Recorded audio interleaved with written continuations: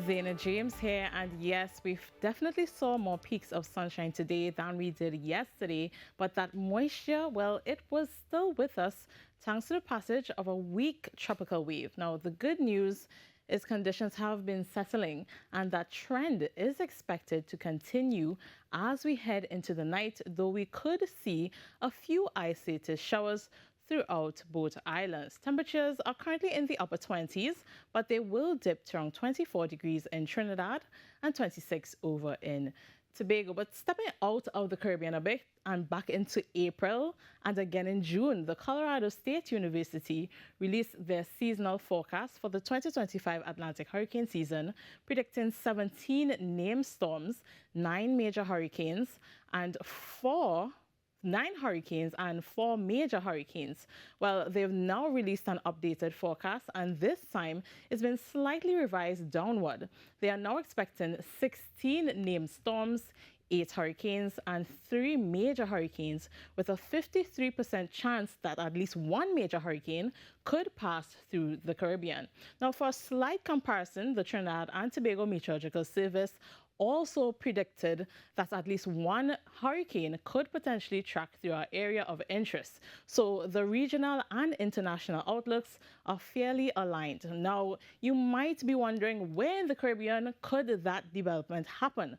So far, models aren't hinting at any clear area of development just yet. We are seeing more frequent tropical waves, yes, but the recent waves and even upcoming ones don't appear particularly active or threatening for development at this time, not just because of the large dust plumes drying the air, but also cooler than expected sea surface temperatures, reducing the fuel for tropical development. Speaking of which, Saharan dust concentrations are set to increase tomorrow, slightly for us between mild and moderate, but even more for the lesser Antillines in the high range. Now, as for Thursday's forecast, conditions will be slightly drier than today.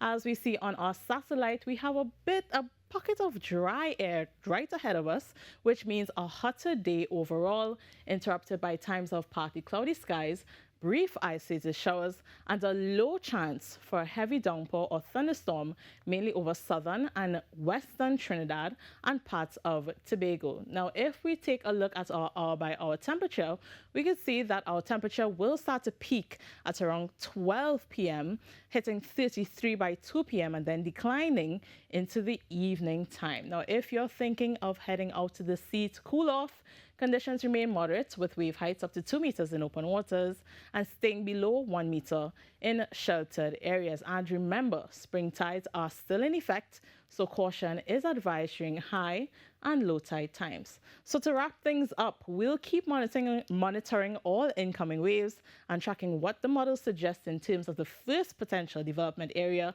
within the Caribbean.